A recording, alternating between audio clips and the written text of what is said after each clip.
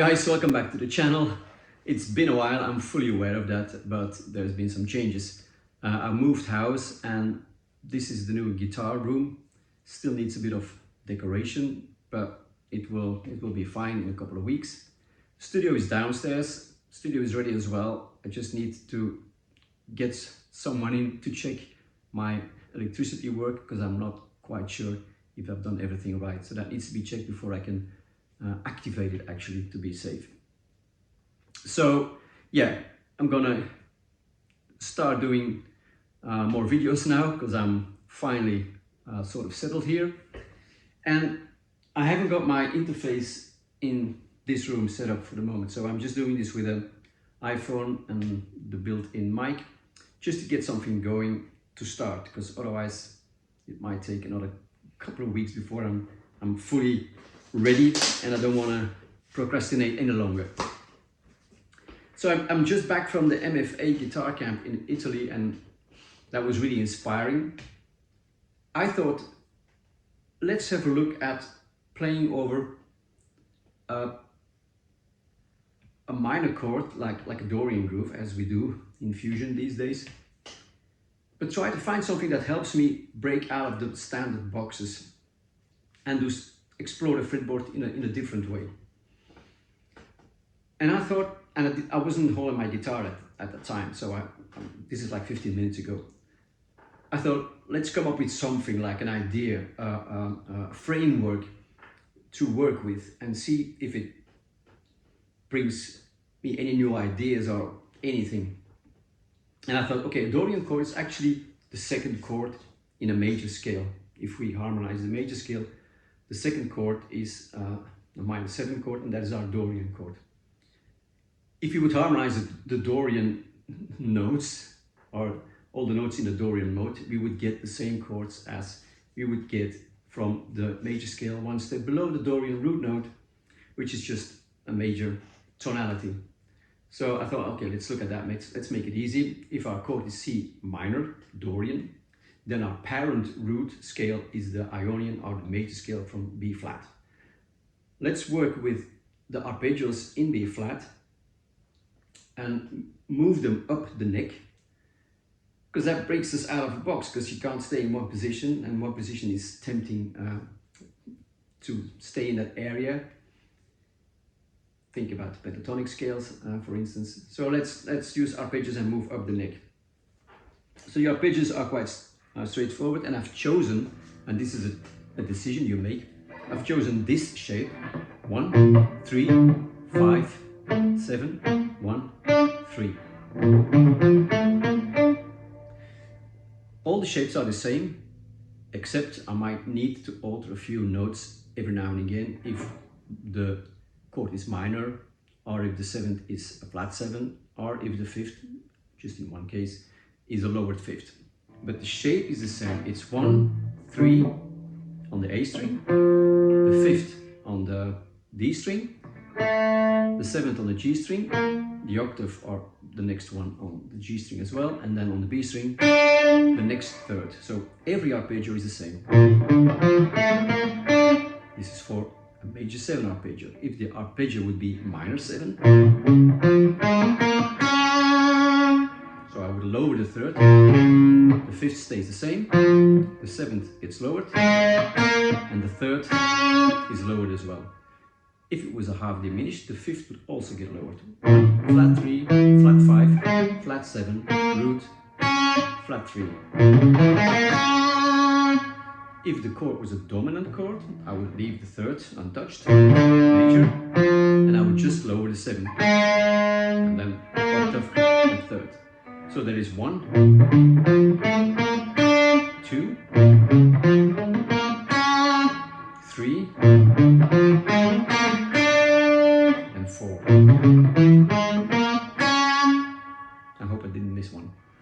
So it's actually just the same shape, but I alter every now and again a note to fit the chord properly. So the chords are in, if I look at the chords built on B flat major, 1, 2, this is our Dorian chord, C minor, 3, D minor, 4 E flat major, 5 is F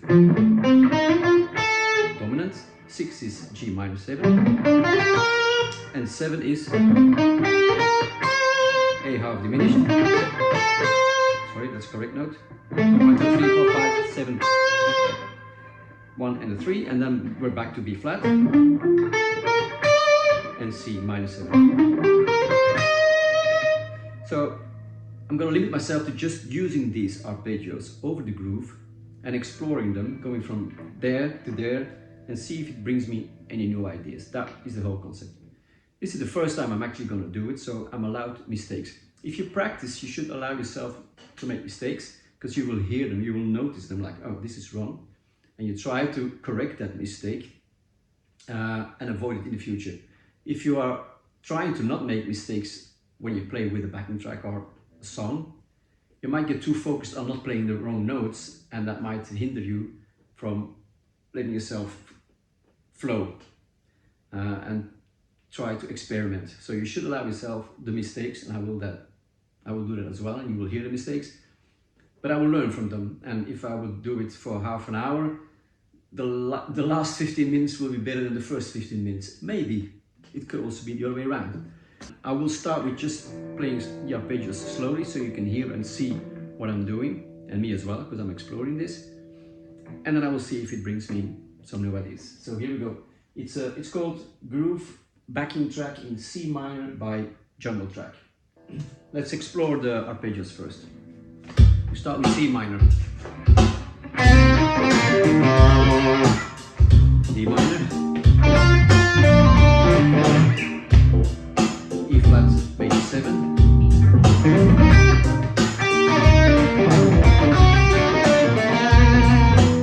F dominant,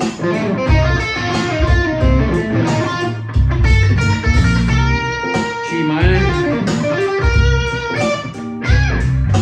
A half diminished,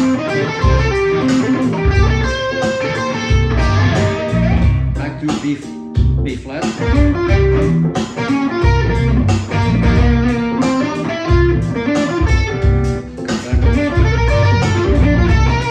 and C minor.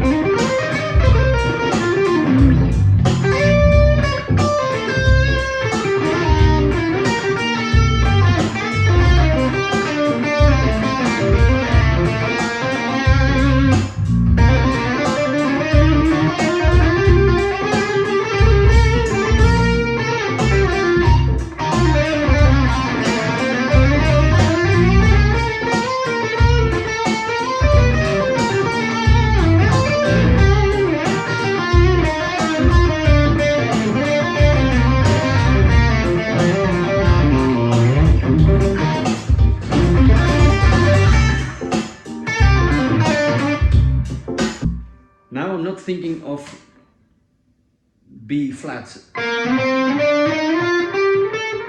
I'm thinking about the 7th, that is a major 7th or a flat 7th. So this is the root of B flat, major 7th. This is C with its 7th.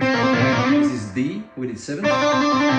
This is E flat, the major 7th. This is F, dominant 7th. This is G, dominant 7th. A with the flattened 7 again, and back to B flat and C. So I'm not thinking about not doing that at all. I'm seeing the arpeggios, and this is my root. This is the 7th. I'm seeing this arpeggio. Root, 7th. Same with C. The 3rd, root and 7th. Same things. Root, sorry, 3rd, root and 7th of F. Same thing.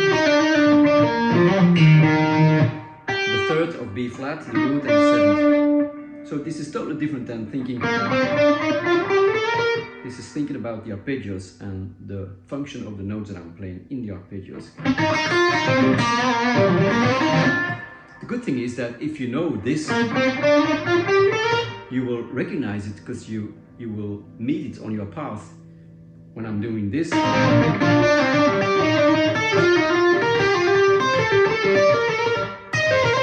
I'm meeting those notes, but I'm not thinking from those notes, which makes it interesting because it's different. It's a different, and you will meet lots of patterns. I will meet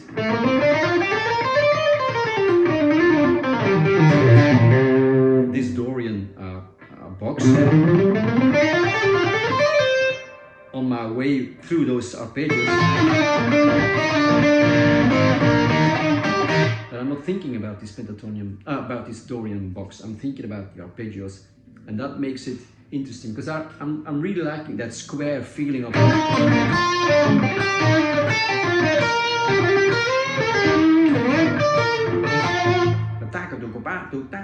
it goes up and down in a much different way than when you go through the.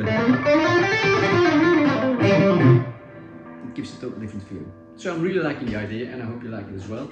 It will help you visualize, I mean, first of all, your arpeggios, but second, the fretboard, because when I'm on one arpeggio, I can see that root, and I have to know the name of the root note. But this is my C, my B flat, my D, my E flat. I see these things, and it helps me to cement that information into my memory, actually. So there you go. I hope this was interesting for you guys as well. I'm going to explore this a bit further, and I will keep you posted. See you next time. Bye bye.